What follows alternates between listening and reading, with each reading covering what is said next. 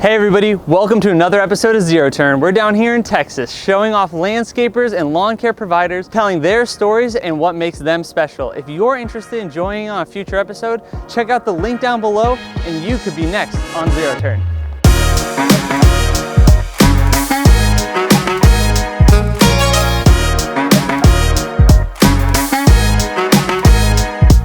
Welcome to Zero Turn. Today we're here with Andrew, owner and founder of Devoted Landscaping. He went from working the land to protecting it. Now he's back in the country, making a difference one lawn at a time. Let's talk to Andrew about how he grew his company past $250,000 in revenue. Andrew, it's great having you on the show. Hey, thank you for having me.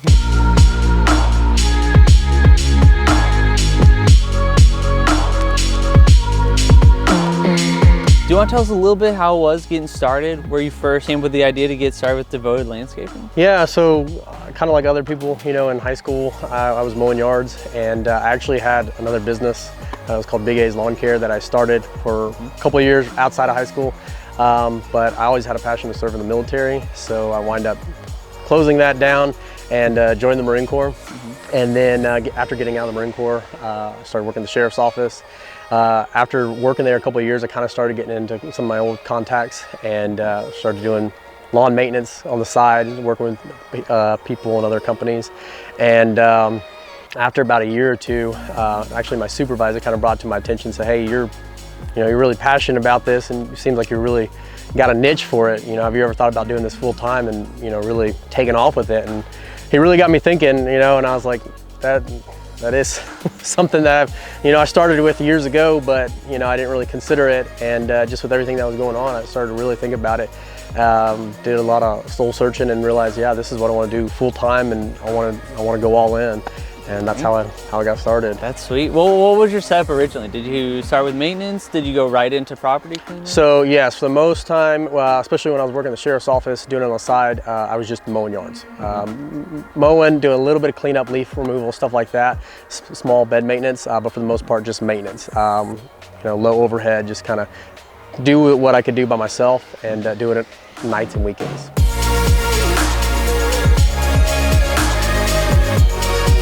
What services do you guys focus in?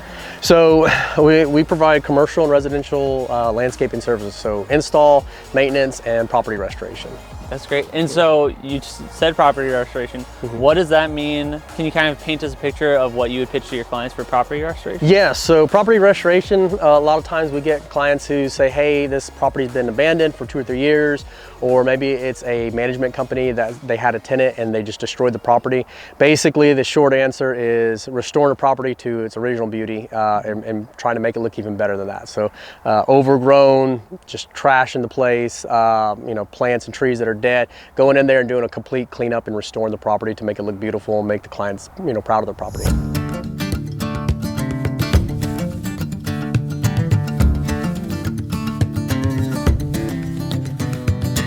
So this is kind of where we do oil changes, service equipment and stuff like that. Nothing fancy, just somewhere to work on the trucks and mowers, change out blades. Right now everything's kind of in here because we're still doing maintenance, but for the most part, we're doing mostly installs and projects and stuff like that. So I have one of the stand-on mowers here, just some of our general stuff, generators, push mowers, some more zero turns. It's kind of a mess, but essentially we keep chainsaws and weed eaters over here. The backpack blowers are usually all in the trailers and trucks, but they're all in here because we've been playing musical vehicles and trailers on job sites. And then kind of just graveyard with, equipment / parts that aren't in use, and then more hand tools. Nothing fancy, it does a job. Right now, we're working on getting the Connex box, which will give us some more space, kind of double our size, plus have that lean-to so we can have one of the trucks set up for the trailerless setup. This is basically the shop right here. So you guys have zero turns. What's the average size of your property? I would say between 1/2 acre to 1.5, 2 acres. So we do some large scale properties. We do have some of the cookie cutter subdivisions, and properties there, but we have a lot of hill country properties, what I call it. So bigger yards, where guys, a 2-man crew will go out and they'll be out on property for 3 or 4 hours. We do have some of the smaller ones that, you can get with the push mowers. Not as many subdivision yards, more hill country, large, acreage property. With the property restoration, do you have to use any special tools, or is it kind of clear-cut landscaping gear? Yeah, for the most part, it's clear-cut. So a lot of chainsaws, mowers, blowers, a lot of hand tools, pruning, overgrown vines, pulling flower beds, shrubs, everything that's dead, pulling it out and clean up. A lot of leaf cleanup. So, use a lot of tarps to bag stuff. Gotcha. But basic hand tools and regular stuff that you use every day, kind of landscape work. Hey, did you know that they have PARROTS down here in Texas? Did you also know that you have less than a month to get your tickets for Landscape Summit?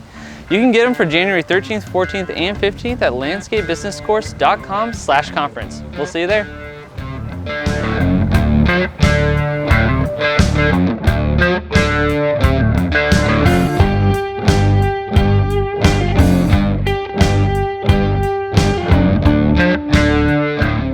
So now that you've grown and you've gone full time, what is your role in the company? So I am advertising, management, motivator, scheduler, you kind of name it, I do it. I still go out and work with the crews. I'm not the type to just sit back and, stay in the office. So I'm out on the day-to-days, operations, doing everything from helping with maintenance and scheduling to actually going out to the jobs, running a crew. Right now we have a maintenance crew and install crew. Next year we're kind of transitioning into where we have 2 maintenance crews and 1 install crew. So I do have a crew leader who's doing a great job on the maintenance side. He'll take over that, and then the second maintenance crew, and then I'll focus more on the install and management of the company.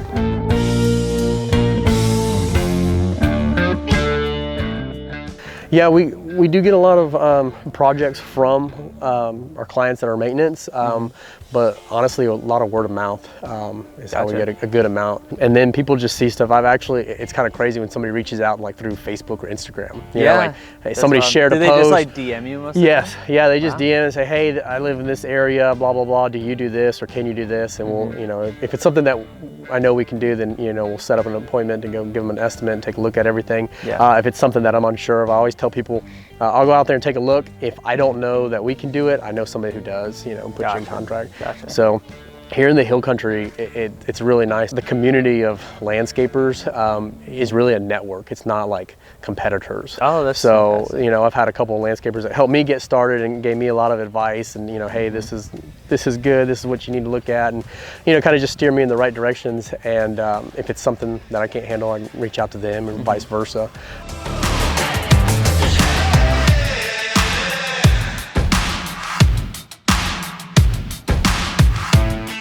Where can they find you? So devotedlandscaping.com. You can Google Devoted Landscaping. You're usually one of the top 5 that'll pop up, and then Instagram and Facebook, /Devoted Landscaping. So you'll be able to see us. So that's a task in itself, keeping up with all of that, all the platforms. On that note, what was the process of getting your website designed? I checked it out. It's a beautiful website. Did you hire it out? Yes. So I actually had one of my old co-workers. His wife is a internet guru, social media guru. She said, you got to have a website and I want to help you out with that. And I said, okay. And Charlie, she actually helped me with my logo as well, because she said, you got to, once you get going, you got to have a brand, you got to make it to where people know the company, not just you. I said, I agree 100%. So she helped me with the website, and then I had another friend, Debbie, help finish out. So kind of a collaboration of 2 friends helping put it together. I wanted to incorporate the hills, the trees. We try to do a design with the river, just a lot of bodies of water in the area. So I wanted to incorporate that, but just in the design, it didn't flow as well as the one we have now. But once we got, through a few different designs, we kind of found that one. I was like, all right, this is it. That's the one. So if it wasn't for their help, it probably looked like stick figures, figure drawings. That's funny.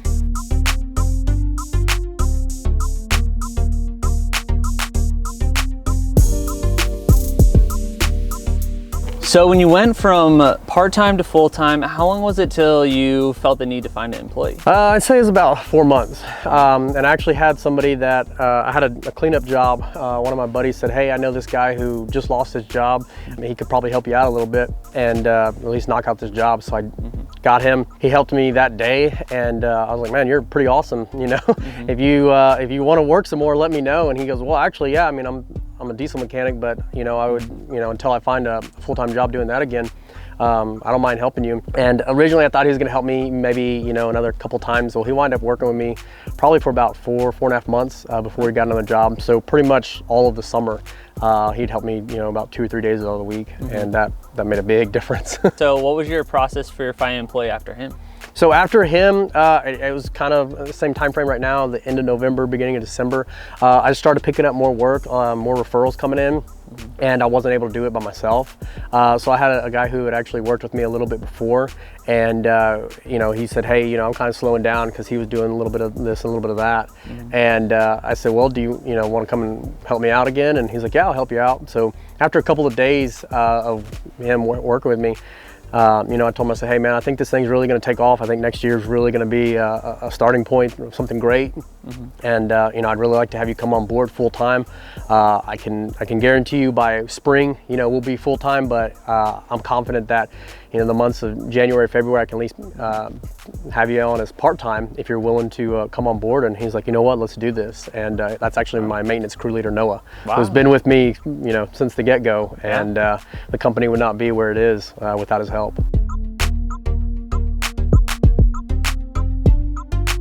We're here with Noah Pierce from Devoted Landscaping. He's a maintenance crew leader. He's been working with them from the start. So let's hear what he has to say. How's it going, Noah? Good. Nice to meet you. Nice Good. to meet you. How long have you been working with Andrew? I started in January this year. And do you have a lot of experience with lawn care and landscaping? I had my own business going on. I was working as a one-man show. Nice, nice. And yeah, doing the same thing. And working for friends. And I lived in Bernie, Texas for a while. And there was a lot of business there. And then my wife and I moved to San Marcos, and I met Andrew. And he was begging me to come on full time. And I pulled the trigger and did it. Yeah. Yeah, been with him since January. That's great. So what's your role in the company? I'm a maintenance crew leader. And so we maintain commercial and residential properties. What's the biggest difference between trying to maintain a commercial property over like a residential? I wouldn't say it's a little more detailed, but it's a usually bigger scale. There's not a whole lot of difference, honestly, but. So are you in charge of like the hiring new employees, firing new old employees? Like that? Andrew and I both are. Nice. Yeah, we do interviews together, and yeah, I can fire as well. Yeah. So what's your aspirations as you move forward with the company? Honestly, I didn't know that I wanted to stay in landscaping, and as we've been going, I just kind of got inspired about it. I love being outside. The projects that we're doing are fun, especially when managing a crew. As we grow as a company, the plan is to be in charge of several crews. We've got a 2-year plan, and we hope to have 4 or 5 crews going out. And I'll be overseeing that. So that's where we're headed now.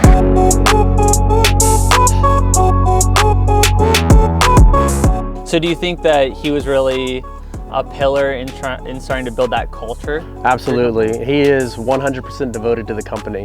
When we bring on new guys, he, you know, has a good talk with them, lets them know, you know, what we're all about. I feel like he's fully invested in the company, and I've told him as the company continues to grow, he's going to grow with us. And I honestly, I couldn't be half of the things we've done this year. I could not have done without his help. Did you find any trouble finding new employees this last year with the labor crisis or anything? It has been insane. I've had everything from no calls, no shows to guys who show up and decide they're gonna leave. I've had one guy quit within 2 hours. I've had one guy quit within 45 minutes. I've had a guy work a full day that said he did concrete. We did tree trimming for one day, and he said, this is not for me. And I've had a lot of people that I think reached out just to try to get an interview, just to maybe continue unemployment benefits because they never showed up. So it has been a roller coaster of a year trying to get people. So what size is your team now? So right now we have I have 5 full-time guys, and then I have 3 part-time guys. And the 3 that are part-time, It'd be great if they come on full-time. The reason they're part-time is because they all have full-time jobs. Oh, wow. So they come on and work. Some of them will work 2 or 3 days a week. Some will work once every week. So one of them works at the sheriff's office, so he has rotating schedule, and then another one works for the county, and then another one does landscaping as well. Oh, wow. Aside. So he's a buddy from high school, and you know, he kind of helps me when he can, which is typically 2 to 3 days a week.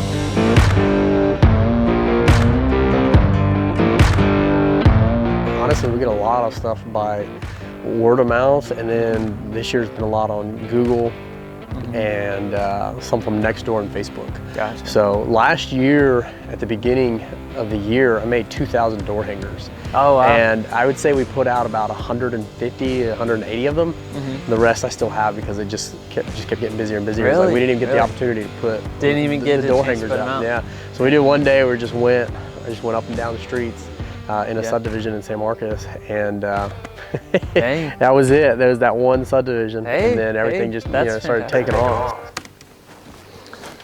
Hope you're enjoying the episode so far. If you want your business to take off just like Andrew's, check out lawncaremedia.com. We got flyers, postcards, yard signs, and instant quote door hangers. Check us out today. Let's get back into it.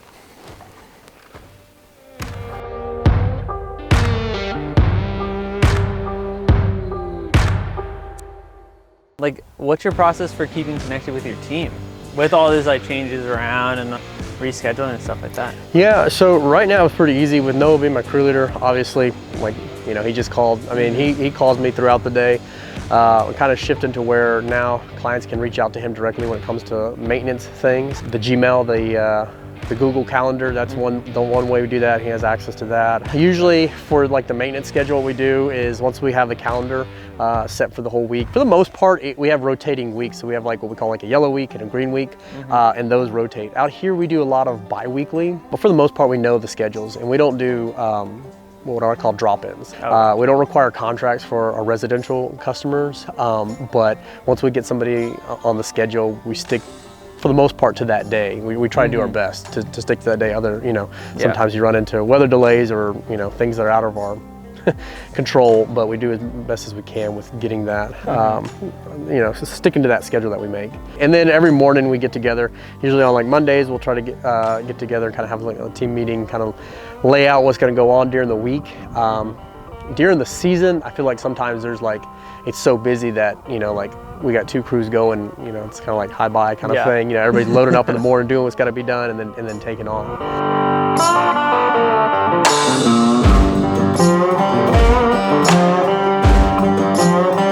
So is this for these people right here? No, this is its own new property.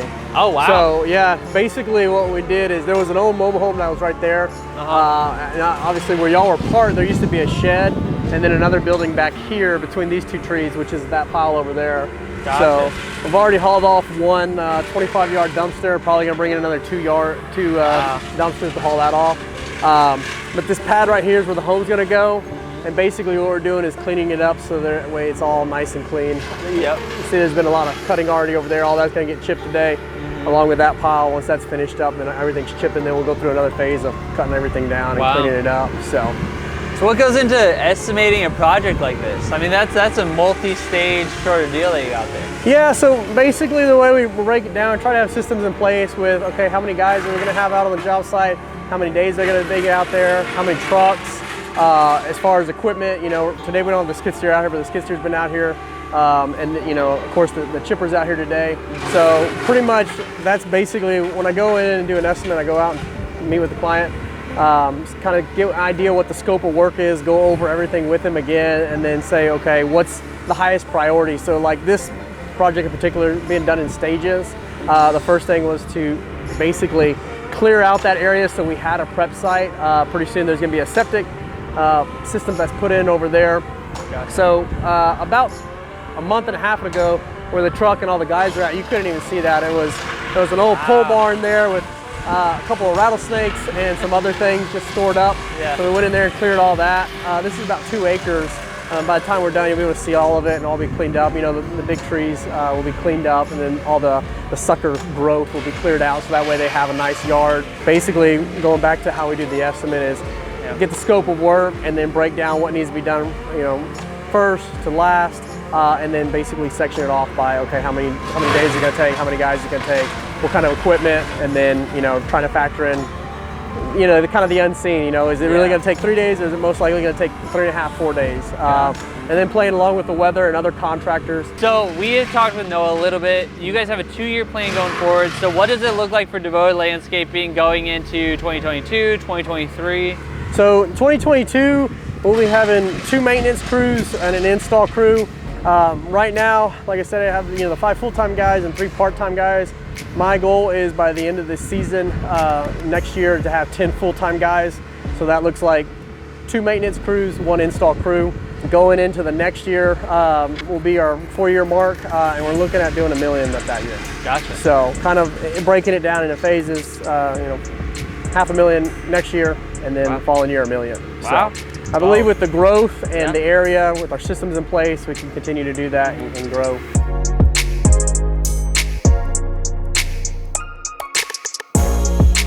House is right here.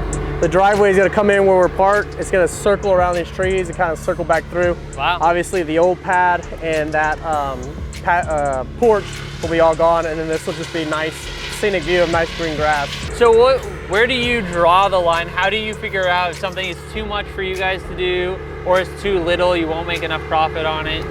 Well, this year has kind of been expanding because I consider this to be a little bit more of like, it's a landscape cleanup, but also kind of some site prep, which honestly, since we got the skid steer, it was kind of weird. We just kind of started getting more inquiries about, hey, can you clean out this lot? And we've done lot cleanups before. Last year we had like an 1.5 acre piece of property that we cleared out. I have a lot of experience with heavy equipment, but not all the guys do. So it's kind of like, okay, what can we do that we know how to safely do and effectively do and can also estimate it? But really it is a learning curve. We do have a minimum for like maintenance as far as a basic mow. So if somebody's wanting, you know, mow, trim, and blow, that's our basic package of lawn mowing.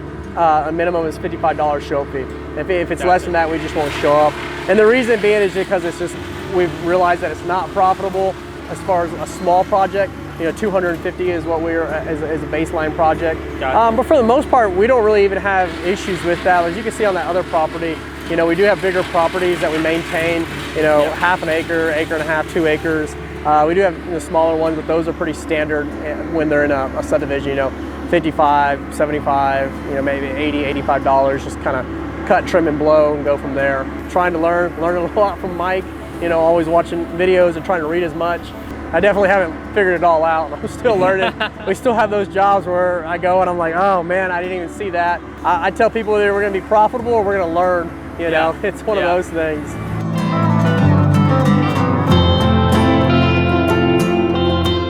So as you start to grow and start to expand, you're already saying that you're like an octopus, you have your hands in everything. How is it training your crew, especially now that you're picking up more hardscaping jobs? My biggest thing is making sure that the guys that are trained are doing what they're trained to do. If somebody doesn't know what they're doing, the goal is to train them to get to that point. And stepping into hardscapes is something that we're just barely easing into. It's kind of one of those things, crawl, walk, run, because you definitely learn more as you're going. And kind of like I was talking earlier about you know, having a network of other contractors to kind of help, like, hey, you know, this company focuses primarily in concrete. We can help with this and this and this. Okay, let's bring them in and learn how to utilize those assets, you know. Because I am trying to step away from that octopus role, you know, and Mike talks about the jackrabbits. That's really what I'm trying to do. Noah has definitely helped me get to that point to where, okay, now I pretty much got to where the maintenance, I can focus on handing it to him, and he's, you know, in control of that. I can focus more on the installs and managing the business aspect of the company.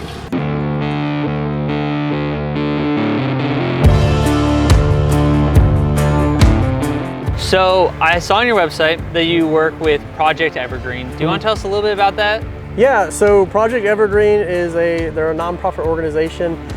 Basically what they do is they put service providers, whether it be, you know, just lawn maintenance, landscaping, anything in kind of the green industry. They put you in contact with families who have a spouse that's deployed. So the family's not having to focus on taking care of their property while their spouse is deployed, we do that. So basically what they do is they reach out to, they either have the person themselves reach out, or they'll send us a list and say, hey, here are some families within a certain area that you give them, and for the whole time that their loved one is deployed, you're taking care of, you know, their landscapes, their maintenance. So that might be something as simple as just a basic mow, or, you know, taking care of their shrubs and flower beds, their trees, just making it to where it's one less thing that they have to worry about, you know, while, you know, they're, you know, other ones not there. And it's all, you know, complimentary services provided to them, so it's nothing that, you know, it's not even a discount, it's 100% provided by us. So. Yeah.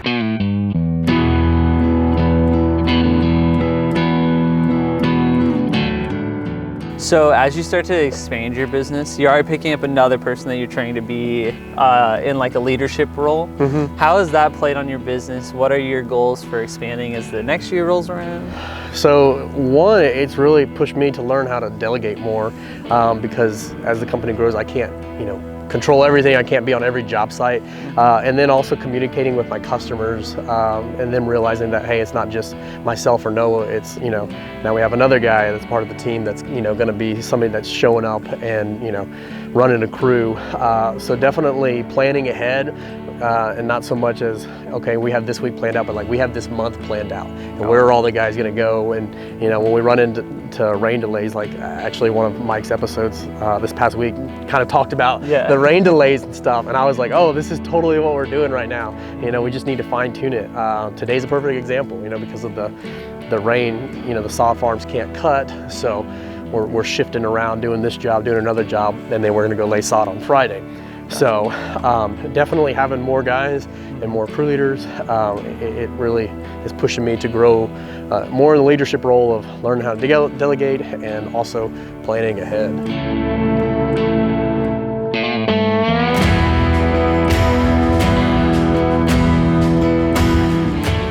You have your wife, two kids. 2 kids. So how does that weigh on you as a business owner? So it weighs a lot. You know, one, they depend on me, so it's trying to find that balance of being able to provide for them and, you know, provide a good quality way of life, and also being able to spend time with them, which, being a business owner, I mean, you know, it's not uncommon that I'm working on estimates or doing paperwork at 10, 11 o'clock at night. Kind of getting into that role now where it's like, okay, we need a part-time going into full-time office manager to kind of help delegate some of that a little bit more. But, you know, especially these first couple of years, my wife's been extremely helpful with helping me with the kids, going through receipts and running. She's, you know, a lot better with computer programs than I am. So, you know, a big help on that end. But it's definitely a juggle trying to find the balance, you know, and then having a newborn, he wants to spend, you know, all of his time with me right now, and it's like, okay, you know, try to spend time with him in the mornings, try to spend time with him in the evenings, and my daughter as well. You know, she's a little bit she understands a little bit more that, you know, dad's going to work, dad's, you know, got a bunch of things he's trying to do. But the little guy, you know, he just wants to hang out. You want to be home with him too. Always, so. That's the biggest thing, you know.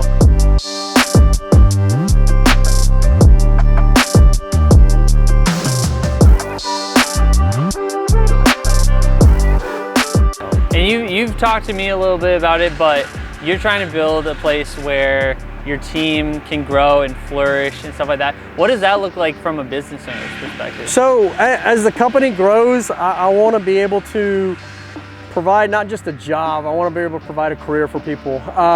So, you know, we're not real far from Austin. The Austin Fire Department is known for having thousands of people who apply for a position there when they open. So they might have a few slots, and they literally have over 1,000 people that apply because they have great benefits, great pay.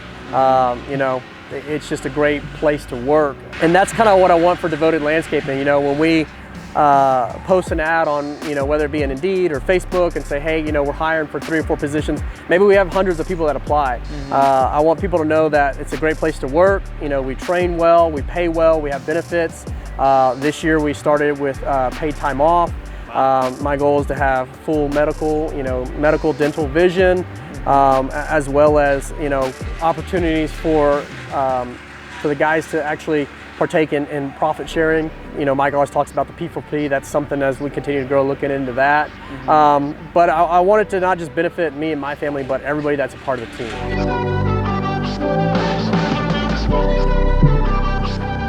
Hey everybody, thanks for watching another episode of Zero Turn. Make sure to hit that like and subscribe button to support future episodes.